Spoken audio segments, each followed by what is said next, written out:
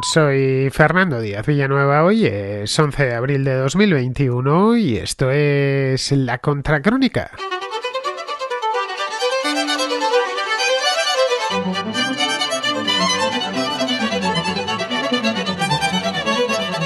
Bienvenidos a la contrarréplica. Una contrarréplica de fondo tenemos hoy de temas muy sustanciosos. Os decía que quería hacer una en directo, pero es que tengo muchísimas pendientes y al final quiero ir poco a poco pasándolas porque si no nos vamos a eternizar. Si la próxima semana la hago en directo, ya sea a través de Clubhouse, ya sea a través de Telegram, que más o menos me he enterado después de investigar, ya sea a través de Twitter, porque me llegó hace unas horas, ayer por la noche, me llegó una notificación en Twitter en la que me decía que había sido elegido para probar una cosa llamada Espacios. No la he investigado todavía, me he limitado a verlo, a ver cómo funciona, y claro, Twitter lo tienen muchísimos de los seguidores de este programa, y quien no lo tenga pues se puede abrir la cuenta en cualquier teléfono, lo puede seguir incluso a través de la web. Es gratuita, por supuesto, la cuenta de Twitter. De cualquier manera, no os quiero decir que lo vaya a hacer a través de eso, simplemente que lo tengo que investigar porque va a ser un servicio, según parece, según he podido ver un poco por encima, muy similar al de Clubhouse. De cualquier modo, en el caso de que ni lo de Twitter ni esto de Telegram consiga ponerlo en marcha, como por ejemplo que no consiga grabar el programa, pues en este caso tendré que volver a Clubhouse, donde, mal que bien, pues ya hay unos cuantos centenares de contraescuchas allí congregados. Bien, pues antes de meternos en harina, os voy a dejar el número de WhatsApp al que tenéis que enviar vuestras notas de voz, no solo para los domingos, sino para cualquier otro día de la semana, y es el siguiente, apuntadlo bien, 690 827909. Ya sabéis, para temas de fondo, la llamada debe de durar, la nota de voz debe de durar entre 1 y 3 minutos. No os extendáis más porque al final, pues, sobre todo entre semana, se alarga muchísimo el programa. Si me enviáis algunas notas muy largas, a veces las tengo que acortar y otras veces directamente, pues os digo que es imposible pasarla porque dura 12 minutos, que sería la mitad del programa, por lo menos un tercio del programa. Bien, lo importante, aparte de la duración, es que se escuche bien. Y esto os ruego que cuando vayáis a grabar, pues no estéis en la calle. Lo hacedlo en una habitación, tranquilo, sin ningún problema, sin ruidos de fondo, porque si no es que es francamente imposible seguir el curso de la nota de voz. Bien, pues dicho esto, pasamos ya a la contrarréplica.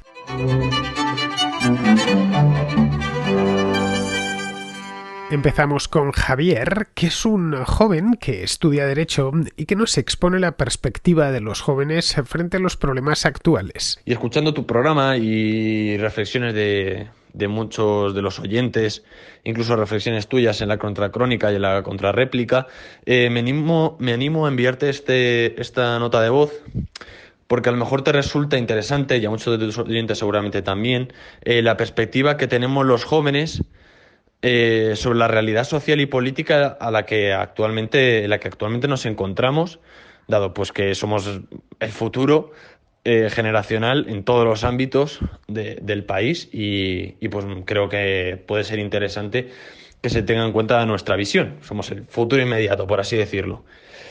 Eh, bien, es posible, bueno, es posible, no, seguro, que los temas más importantes que se deban tratar actualmente sea pues el tema de la pobreza infantil, el tema de blindar las pensiones o blindar la sanidad pública, para mí tan increíble que tenemos y que hay que mantener, el tema de la crisis económica, eh, asegurar infraestructuras o crear, pues yo qué sé, vacunas que curen el cáncer o, es decir, avances médicos y tecnológicos que cambien el futuro, porque realmente a eso es a lo que hemos venido al mundo, a mejorar a la sociedad. Sin embargo, estos temas que parecen tan obvios, que es la historia de la humanidad, creo que en mi opinión se ha estancado un poco. Pues bien, las universidades, que debe ser ese salto, digamos, ese paso hacia las nuevas ideas o hacia la innovación, se ha estancado bastante. Actualmente en las universidades el debate es acabar con el machismo, acabar con el franquismo, que bueno, según pues te he escuchado a ti, según he leído libros, acabó pues hace unos 44 años, que ni siquiera hemos vivido, pero que según pues mis compañeros más jóvenes, se consideran legitimados para revivir este tema y condenar a todos aquellos franquistas que han matado republicanos. Y bueno, acabar con la monarquía, obviamente, porque es un problema primordial, y, y poco más, o sea, y exhumar a Franco. Esos son los temas que actualmente preocupan a la juventud. Y la inmigración. La inmigración preocupa muchísimo porque no puede ser racista ni xenófobo. O sea, eso es impensable en la juventud. Y mucho menos decirlo en un ámbito universitario sabiendo la que te puede caer. Que no solo por parte de represalias de tus compañeros, sino además de profesores que dicen sin ningún pudor pertenecer a partidos políticos como el Partido Comunista o Volt y tú no poder opinar de otra forma. Lo digo porque de vez en cuando jóvenes como yo, como muchos que no pensamos igual o que tenemos ideas algo distintas, intentar comentarlas en clase, esto es bastante complicado porque está mal visto y te puedes además buscar un lío. No entraré en detalles tampoco, pero no vivimos en una libertad total en las universidades. Actualmente puedo decir esto ya con plena tranquilidad porque es eso, a mí pues no me falta nada más que entregar un trabajo de fin de grado y terminaré mi carrera. Eh, Ojalá que nuestros padres o los futuros padres que tengan hijos puedan educar a sus hijos en valores y que las universidades vuelvan o se debatan temas mucho más importantes como los que he dicho yo al principio y no los que estamos tratando porque si no, no creo que socialmente vayamos a avanzar mucho. Bueno, un abrazo, Fernando, y que siga bien el programa. Pues muchas gracias, Javier, por tu reflexión. Es siempre bueno escuchar a los más jóvenes. A mí me gusta mucho hacerlo. Me gusta estar rodeado de gente joven y escucharla y charlar con ellos y demás, porque les puedo enseñar cosas y además ellos me enseñan también otras. Es decir, que aprendemos las dos partes. Es necesario el diálogo intergeneracional porque viaja información en los dos sentidos. Esa es la razón por la cual me gustaría dar charlas a las universidades, que no voy desde antes de la pandemia, pero vamos a ver si esto termina y puedo volver. Me han invitado de algunos sitios, pero claro, no se pueden organizar eventos en las facultades. Bien, en lo que nos comentas, que es una llamada muy generosa en tiempo, cometes dos errores. El primero es hablar en nombre de todos los jóvenes. Ya sé que eso es habitual y además os invitan a ello. Somos los jóvenes, ¿no? Así dicho de manera general. A ver, a los que están en la veintena solo les une el hecho de estar en la veintena. Al igual que a los que estamos en la cuarentena, pues solo nos une el hecho de estar en la cuarentena, sin más ni más. En todo lo demás, cada uno es hijo de su propia circunstancia. Ve el mundo de distinta manera y tiene sus propios intereses a título individual. Solo faltaba, la sociedad no la hacen colectivos. La sociedad está formada por individuos. Y esto es imposible, es importante tenerlo claro, porque si no va a ser imposible que entiendas cómo funciona una sociedad. Ahora, sé que a ciertas posiciones políticas les interesa ver todo en forma de colectivos para poderlos pastorear. Bien, la juventud como categoría política, quiero decir, es una categoría que puedes decir musical, pero ni aun con esas. Es decir, los jóvenes escuchan, antiguamente se decía rock and roll, pues hoy los jóvenes escuchan trap o reggaetón o estas cosas. Bueno, no solo los jóvenes, también lo puede escuchar una persona de 55 años, así que no... Pero bueno, ahí sí podríamos decir las modas, ciertas modas relativas a la vestimenta, por ejemplo, sí podríamos hacer cierta categoría de moda joven, como hacen en el Corte Inglés. Pero en el caso político, convertirlo en una categoría política es un invento de las ideologías totalitarias del siglo XX. Antes de eso, ser joven era un estadio de la vida, sin más, un estado previo a la vida adulta, bueno, efímero.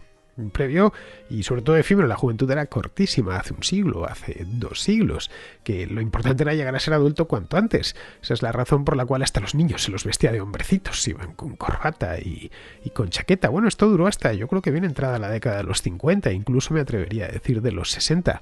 Hay imágenes de la Universidad Complutense de Madrid, imágenes de cine, quiero decir, los años 50, los años 60, que se vean los estudiantes llegar en tranvía a la Facultad de Derecho, o a cualquiera de ellas, y llegaban todos vestidos de traje y corbata impecables. No es hace tanto tiempo, estamos hablando de, ¿cuántos? 60 años, 60, 70 años. Así que la juventud se la percibía de esa manera. Era un momento en el que uno se preparaba para ser un adulto mediante el estudio del aprendizaje de un oficio. Así que desconfía con todo el que te venga con lo de los jóvenes. Los jóvenes quieren tal cosa, o los jóvenes ven el mundo de tal o cual manera. Es mentira.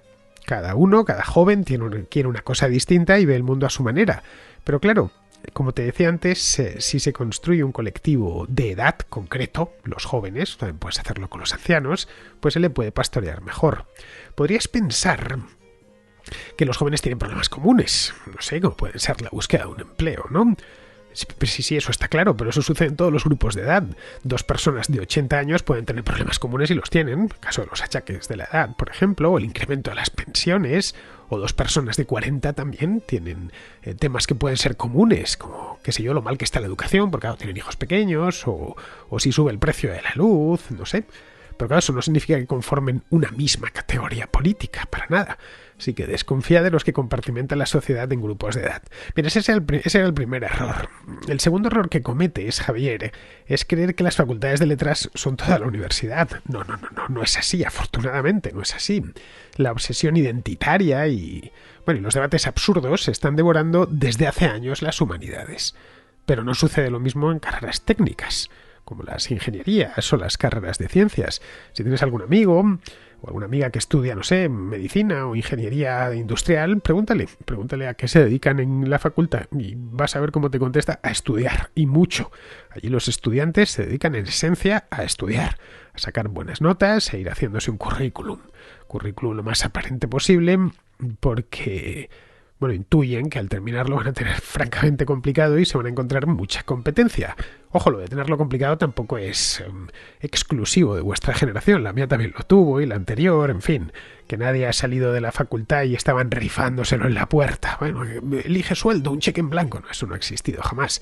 Quizá os lo hayan contado, pero vamos, tampoco es verdad. Los jóvenes de hace 20 años se encontraban con los mismos problemas que los de ahora, los de hace 30 años, igual los de hace 50 años, igual incluso problemas peores, y todos en internet y sin la cantidad de cosas buenas que ha traído el mundo moderno. Pero vamos, evidentemente estas cosas que veo que tanto te molestan, como lo del machismo, lo del racismo, lo de la memoria histórica, pues han llegado también a las escuelas de ingeniería. Pero vamos, te aseguro que de una forma muy leve, y además no encuentran demasiado eco, más allá de los 4 enredas de siempre que hay en todas las facultades, incluidas las escuelas de ingeniería.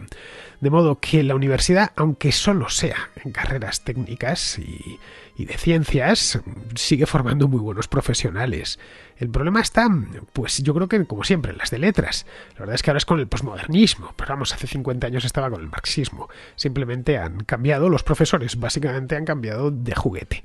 Bien, pues sobre este mismo tema de la universidad nos habla Pedro, que no es un jovenzuelo precisamente y que pasó por la Facultad de Medicina y, según nos cuenta, el oficio lo aprendió después. Cuando yo llegué a los 18 añitos a la Facultad de Medicina, pensaba que en 6 años les bastaría para enseñarme a ser médico. Y es que claro, el nombre de la carrera induce a confusión. Siendo generoso, yo la llamaría más bien Universidad de Introducción a la Medicina, porque allí no se aprende nada que sea medianamente útil para el ejercicio de esta profesión.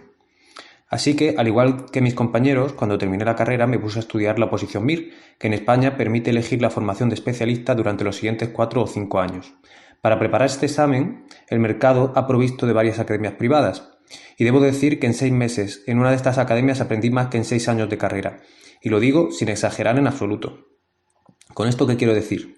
Pues que, primero, incluso las carreras de ciencias no se salvan de ser un trámite prácticamente inútil, así que no me quiero imaginar cómo deben de ser las de letras. Segundo, que solo los que hemos pasado por la universidad podemos darnos cuenta de lo inútil que es, lo cual, teniendo en cuenta que menos del 40% de las personas de 30 años tienen un título universitario, dificulta mucho que la población general quiera modificar el sistema de enseñanza. Y tercero, que las academias privadas responden inconmensurablemente mejor a las necesidades de sus clientes.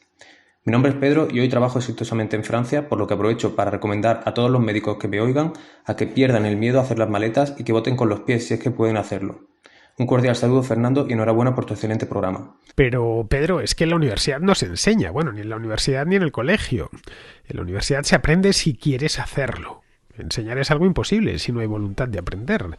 Puedo llevar a mi hijo a la Universidad de Oxford, la facultad, el college más caro, más selecto que haya. Y que salga de ahí hecho un burro a la vuelta de un año porque no le quieren, porque le expulsan, no tiene ninguna voluntad de aprender.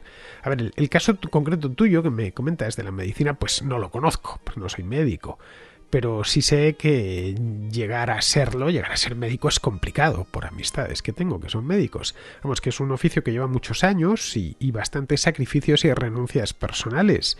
Entiendo que en la facultad, ya digo, porque no he estudiado esa carrera, en la facultad tratarán de que se aprenda no tanto el oficio, que ese se aprende solo con la práctica, de las prácticas que hacen posteriormente, sino a manejar las herramientas que luego serán imprescindibles en el oficio. Probablemente, como sucede con otras muchas carreras, pues es demasiado larga e incorpora infinidad de materias, es decir, de herramientas para las que luego uno pues no encuentra utilidad. Pero vamos, ese es uno de los problemas no ya de la medicina, sino de la enseñanza de medicina, sino de la educación reglada, en la que hay un menú fijo de platos que todo el mundo tiene que probar, bueno, comérselos enteros, la llamas con aprovechamiento. La función principal de la educación reglada es certificar. Ya está, no le des muchas más vueltas, la función principal, o tiene otras muchas, pero la principal es certificar conforme al aprendizaje de una serie de contenidos previstos en un plan de estudios. No tiene mucho más, es eso, una carrera. El aprendizaje evidentemente lo objetivan con un examen que se hace. Puede ser tipo test o desarrollar un tema o como sea, fuera, pero se objetiva con un examen. En el caso de la medicina, la certificación es especialmente importante, porque claro, de lo contrario es que los médicos, en fin, no es lo mismo un médico que un periodista. A fin de cuentas, un médico te va a meter mano. No sé, podría darse el caso, si no estuviese esa certificación de por medio, pues que cualquier matasanos se podría hacer cirugías, como pasa pues en países muy muy atrasados, donde hay curanderos por las favelas y demás. Pero vamos, en otros oficios no lo es tanto. Se puede ser muy competente en infinidad de oficios sin necesidad de pasar por la formación reglada. En nuestros tiempos, además, es más fácil que nunca ir formándose por cuenta propia. Eso sí, faltará la certificación y eso es lo que pedirán en muchas empresas. Seguimos con Maribel, que nos habla sobre las a veces nulas diferencias entre la izquierda y la derecha. Mejor dicho, y por ceñirme a la nota de Maribel, las nulas diferencias o las muy pequeñas diferencias entre los programas de los partidos políticos de derecha y los de izquierda antes de las elecciones. Hola, buenos días, Fernando. Acabo de escuchar con algún día de retraso tu contrarréplica, porque España es de izquierdas. Y he escuchado la intervención de un muchacho que hacía el símil del reloj, que a mí me ha parecido muy interesante, pero para aplicarlo a otra visión del tema. Es que él decía que el centro estaría en las 12 y que, por ejemplo, las 7 estaría en la extrema derecha y en las 5 en la extrema izquierda. Y yo lo que digo es que hay más proximidad entre las 7 y las 5 que entre las 7 y las 12 o las 5 y las 12. Tengo una hija muy ingenua que se imprime todos los programas de todos los partidos, y cuando digo de todos los partidos, digo de todos los partidos, desde Podemos hasta Vox, y que los lee y los puntúa según sus promesas electorales. Muy ingenua, ya te he dicho. Y este sábado me decía que le ayudara con las cosas económicas a explicárselas. Y estuvimos leyendo, muchos programas, pero entre otras cosas el de Vox, que nosotros tenemos calificado como de extrema derecha, y efectivamente había algunas cosas que chirriaban desde el punto de vista de la inmigración, sobre todo. El aborto también puede ser polémico, en fin, muy conservador y en ese sentido quizá muy de extrema derecha. Pero yo quiero hablar del tema económico, y a mí, francamente, de extrema derecha muy pegadito a la extrema izquierda.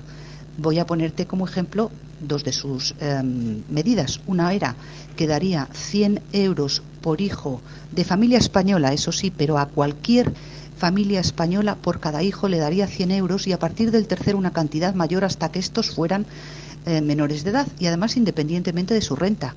En mi opinión es bastante parecido o muy similar a la renta básica, de la que hablan, por ejemplo, los de Podemos, que también la renta básica se basa en darla a cualquier persona independientemente de su nivel de renta, cosa que a mí francamente no me parece justo.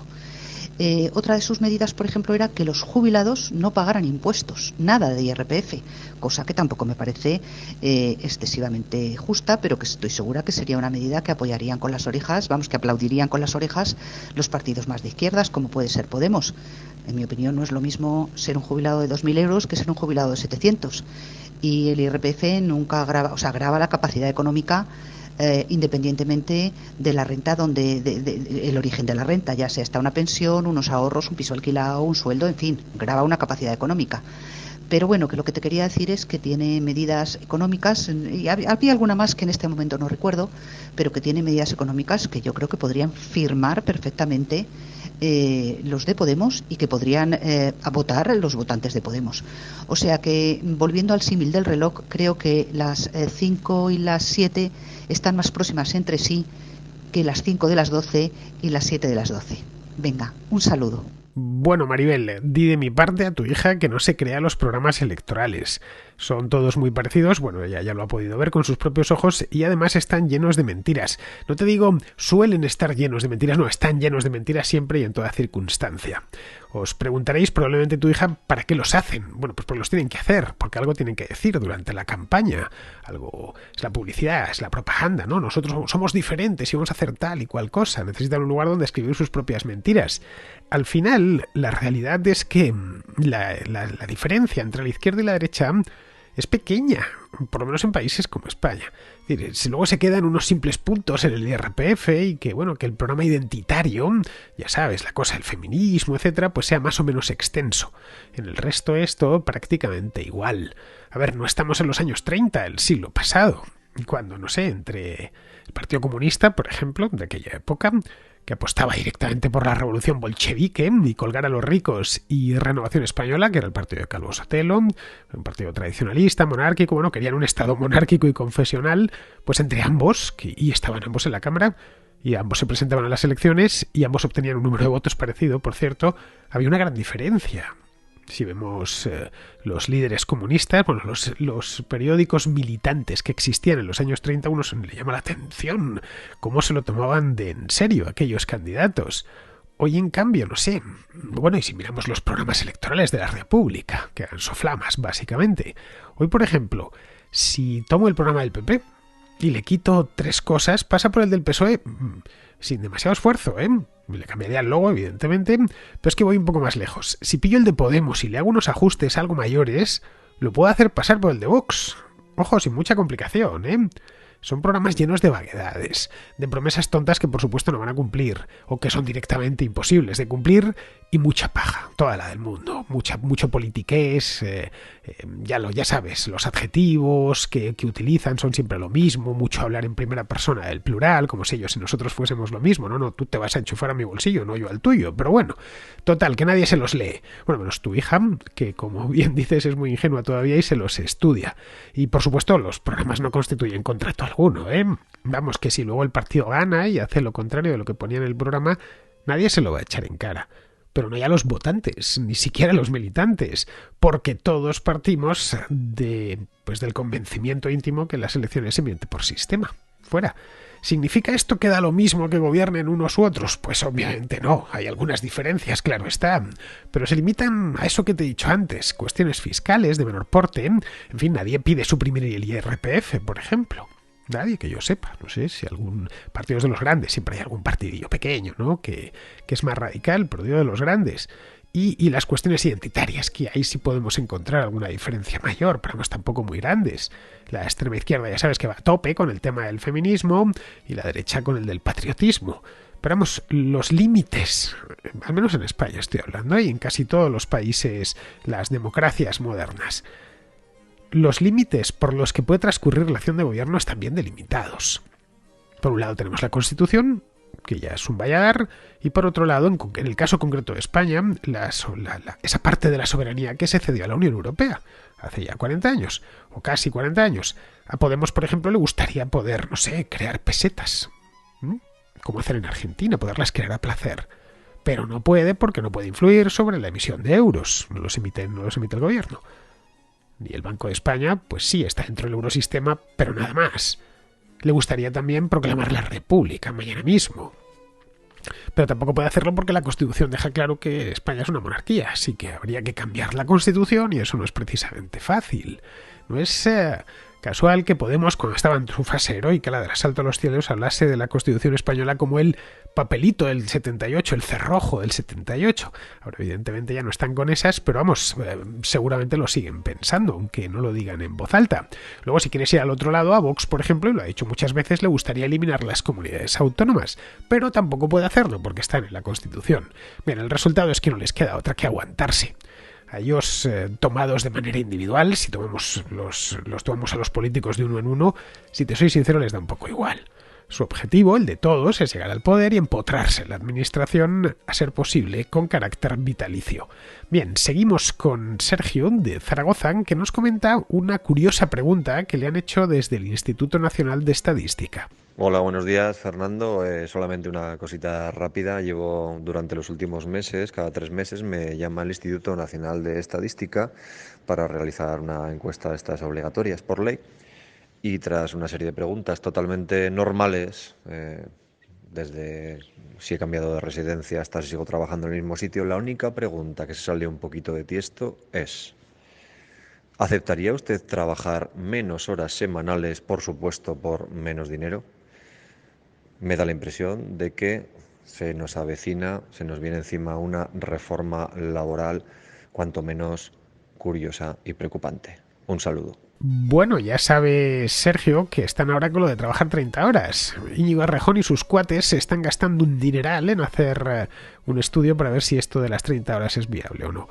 Le han dado ese caramelo a Errejón para que se entretenga, obviamente. Es un tipo que tiene una representación minúscula en el Congreso, solo está él y creo que los otros 2 escaños provienen de Valencia, de Compromís.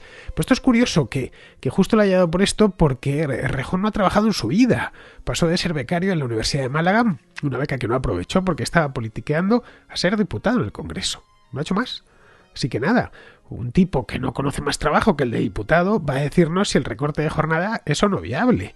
En fin, me ahorro el comentario porque incorporaba a ese comentario un exabrupto y ya sabéis que respeto mucho a la audiencia. Respecto a esto de la jornada, esto que te han preguntado en el Instituto Nacional de Estadística con esa insistencia, a ver, ya sabes, están con esta tontería ahora mismo, están como hace 25 años cuando les dio por lo de las 35 horas. Están con el cuento de que si trabajamos menos, pues trabajará más gente. Y no. No es así, el país no es una cadena de montaje, porque si se soluciona todo con 30 horas, ¿por qué no trabajar 15 ya directamente? Entonces ya triplicamos la cantidad de puestos de trabajo. En fin, ellos creen que el trabajo es un bien dado y que se trata por lo tanto de repartirlo. Y eso quizás sea cierto en, pues eso, en una planta de montaje, qué sé yo, o en una economía planificada como la de la URSS, pero no en una economía abierta, con infinidad de agentes económicos que crean nueva riqueza todos los días y que compiten entre ellos. Es decir, que la cantidad de puestos de trabajo existentes no es fija. Puede haber más o menos en función de la cantidad de rejones que haya incordiando en el gobierno. Cuando hay muchos, pues se destruye riqueza y con ella se destruye empleo. Cuando hay pocos rejones, quiero decir, pues se crea riqueza y se crea empleo. Pero bueno, están convencidos de lo contrario, de que insistan tanto con esto de las 30 horas. Bien, vamos a seguir, vamos ahora con Chomín, que nos hace una reflexión sobre ideología. Hola, Fernando. Nada, quería hacer unas reflexiones sobre política. Vale, primero que nada quería plantear la pregunta de dónde surge nuestra ideología, ¿no? Ya que tampoco es tan rebuscado ni tan complicado llegar a la conclusión filosófica de que no somos tan libres de nuestra ideología y de nuestros pensamientos, ¿no? Me he dado cuenta de que existe un ejemplo en España que lo ilustra a la perfección, que es el de los venezolanos, la mayoría de los cuales son de derechas y por razones obvias, ¿no?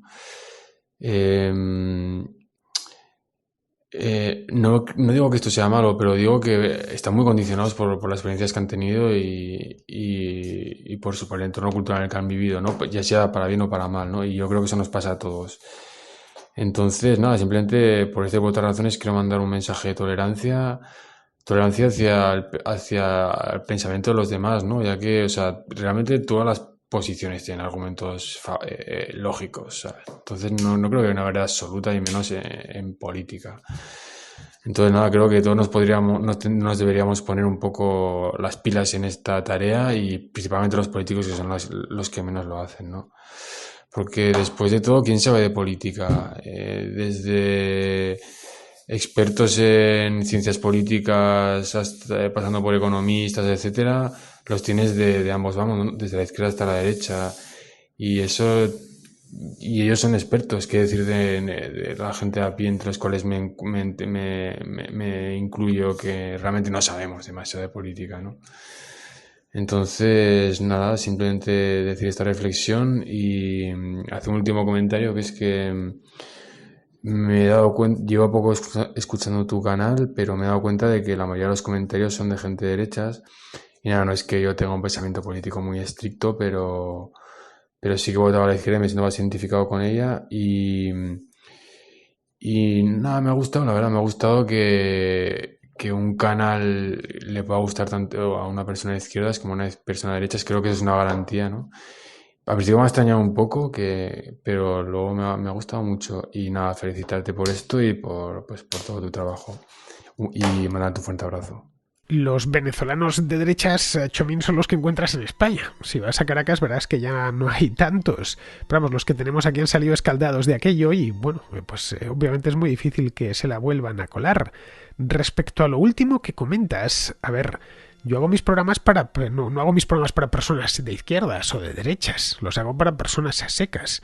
Expongo un tema y lo analizo. Siempre trato de ceñirme a los hechos y los interpreto a través del arsenal de ideas y de conocimientos que tengo. A veces esas ideas y conocimientos pues me ha llevado toda la vida tenerlas. A veces me equivoco y otras veces doy en el clavo. Pero vamos, te aseguro que mi aproximación al hecho en cuestión es siempre limpia y completamente desprejuiciada. Que no trabajo para ningún político, ni para ninguna empresa, ni nada por el estilo. Sobre mi hambre o mi tripa llena, te garantizo que mando yo. En fin, llevo haciendo este programa más de 5 años y la audiencia lo ha bendecido. Algo tendrá, así que te agradezco que, viniendo, como vienes, en este caso de la izquierda, pues reconozcas el trabajo. Bien, vamos ahora con Juan Luis de Valencia, que nos habla del sistema parlamentario. A propósito de la pregunta que hace Jairo desde Ecuador, que quiere saber cómo se eligen en España los presidentes del gobierno. Tú le respondías que se hace por medio de una transferencia de soberanía a los diputados. Así que los electores transfieren esa soberanía a los diputados, porque es un sistema parlamentario, entonces los diputados eligen a un presidente de gobierno. De manera que tú también decías que el gobierno emana así de las Cortes, del poder legislativo. Y decías expresamente, no de los votantes. Y quien consigue una mayoría en escaños, también decías, pues en efecto este es el presidente de gobierno. Bueno, yo creo que podría ser así de iure, pero desde mi punto de vista, de facto no es en absoluto así. Cuando están transfiriendo esa soberanía para elegir a los diputados, los españoles no tienen conciencia de estar eligiendo a unos diputados. Nadie conoce el nombre de ningún diputado de su provincia. Y cuando van a votar en la papeleta con unos nombres que desconocen quiénes son y quién los ha puesto ahí, te dicen que están votando a Sánchez, o a Casado, o a Abascal, o al PP, o a Podemos. Nadie dirá que está votando unos diputados. Es decir, son unas elecciones de facto presidenciales y de iure legislativas. El resultado es que los diputados son los puntos que consigue cada jefe de partido, que son los que han elaborado la lista para ser presidentes del gobierno. Y eso es todo. No hay una separación entre el legislativo y el ejecutivo. Ni siquiera existe el legislativo eligiendo al presidente de gobierno, porque son pactos que hacen los jefes de los partidos, al margen, por supuesto, de los electores de los diputados. Cuando alguien consigue ser presidente de gobierno, concentra mucho más poder que los sistemas presidenciales, porque ya no tiene el freno del legislativo, que no existe de facto, porque las leyes las lleva el presidente de gobierno a las Cortes para que la voten con la mayoría de puntos que ya tiene. Bueno, Puede sonar muy radical lo que digo, pero si se mira bien, yo creo que es así. Pues nada, un saludo y de nuevo siempre enhorabuena por todos tus programas. Pues sí, tienes mucha razón, Juan Luis. La gente vota a una persona concreta que representa un partido, no vota jamás a una lista. No dice, no, yo voto por el que está de octavo en la lista, por, no sé, en Guipúzcoa o por Alicante. No, en absoluto. Votan, en las generales en concreto, se vota al que va de número 1, generalmente por Madrid, que es el candidato para presidente del gobierno. Ya está. Bueno, el que haya decidido el partido no necesariamente tiene que ir de número 1 por Madrid, pero eso es lo habitual. Puede ir de número 1 por Ávila. Pero va a ser ese el que ha decidido y el que va a ir en los carteles electorales. De hecho, nadie sabe quién es el número 2 de la lista. En las provincias, pues normalmente suelen saber quién es el diputado, o al menos el primero, o el senador, porque los ponen en los carteles, pero realmente no interesa a mucha gente. Lo único que interesa es votar al que va a ser, o al que se presenta como presidente de gobierno. Pero bueno, es lo normal, la gente quiere votar caras, tiene plena lógica. La propaganda electoral insiste en mostrar la cara del candidato, al candidato a presidente de gobierno que está en un puesto de esas listas. Ojo, podría ser presidente del gobierno alguien que no esté ni en las listas, que no sea ni diputado. Tú mismo podrías ser presidente del gobierno si tuvieras mayoría parlamentaria. Bien, eso no es algo privativo de España. Sucede en todos los sistemas parlamentarios del mundo. Sucede lo mismo en el Reino Unido, en Alemania, en Italia, en Holanda, en fin, en cualquier sistema parlamentario. En el Reino Unido, Boris Johnson simplemente es primer ministro porque la reina le encargó ser primer ministro porque su partido había obtenido la mayoría en los comunes. Si no lo hubiese hecho, la reina hubiese llamado al otro, hubiese llamado a Corbyn. Y lo mismo te puedo decir de Merkel en Alemania. El sistema parlamentario se basa, como bien has dicho, en la idea de que la soberanía de todos los habitantes pase a un número, se transfiera a un número muy limitado de representantes. En el caso de España, pues son 350 diputados en la Cámara Baja, que, bueno, habría que sumar los senadores. Estos representantes se reúnen en una o dos cámaras de manera regular. Cámaras en las que deciden quién formará gobierno, un gobierno al que en principio controlarán. Claro que si uno de esos partidos ha conseguido la mayoría absoluta en el legislativo, en el Congreso, pues lo que sucede es lo que sucede, y es que el legislativo y el ejecutivo quedan convertidos en uno. Nada más. En un sistema presidencialista puede suceder que el presidente electo directamente por el pueblo sea de un partido distinto al de la mayoría parlamentaria que luego le controlará. Pero puede suceder, y sucede, que en el Parlamento gane el mismo partido que el del presidente. Y en este caso estamos pues ya en las mismas. No sé, yo no veo en Argentina a los diputados peronistas del Parlamento llevando mucho a la contraria a Alberto Fernández, un presidente elegido directamente. Como ves, se llega al mismo destino por dos caminos distintos. Al final, lo que nos protege del abuso del poderoso es la legislación. Una legislación que debe de ser siempre difícil de modificar, para la que hará falta, es necesario o directamente el referéndum o grandes mayorías parlamentarias. Bien, ya terminamos con Adrián, que pregunta por el Partido Libertario de España, más conocido como el PELIP. Yo pues no estoy afiliado a este partido, aunque admito que me produce cierta simpatía y me atrae, y probablemente sería el partido al que votaría de no ser porque no puedo hacerlo, porque en Andalucía no se presentan ni a las andaluzas ni a las nacionales.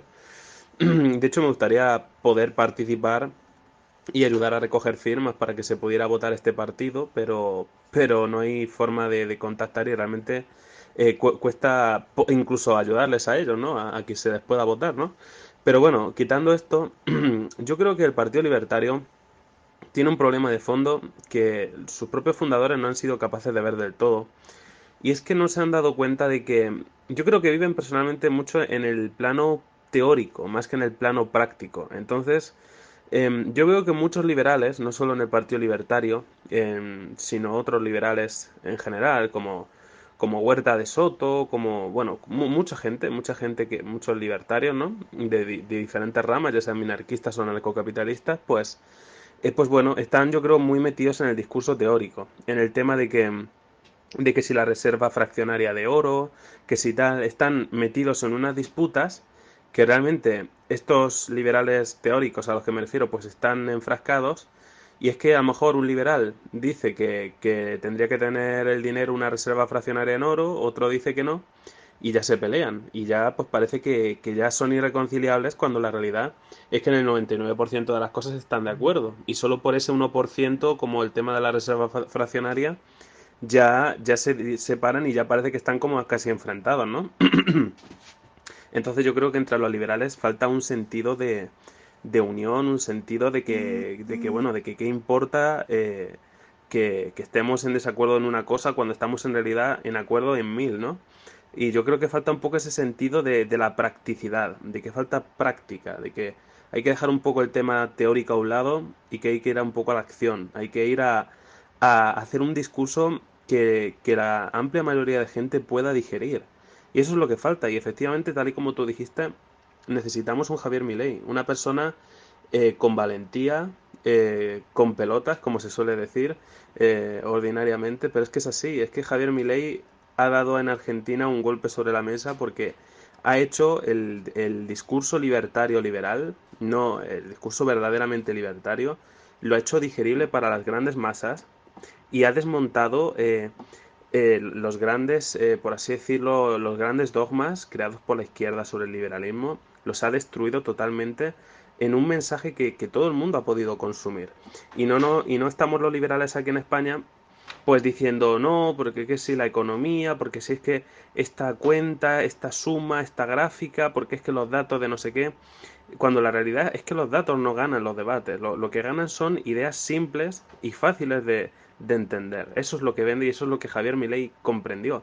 Y creo que deberíamos aprender mucho de eso los liberales en España. Así que nada, muchas gracias. Pues sí, Adrián, creo que tiene razón. Los del Partido Libertario, que es un partido que me cae simpático, porque ya sabes que yo soy un poco anarca, siempre se mueven en planos muy teóricos y tienen problemas para detectar los temas que realmente tienen tracción entre la gente.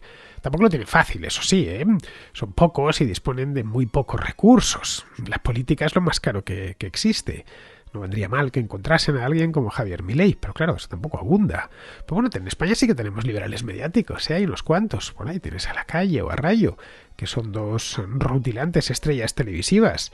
Rayo en política no se quiere meter, La Calle lo hizo en el pasado, pero fue de la mano del PP. La cosa no le salió bien aquella vez, como bien sabemos. Bien, pues con esto, queridos amigos, damos por concluida ya la contrarréplica de hoy y os invito a que regreséis por aquí mañana.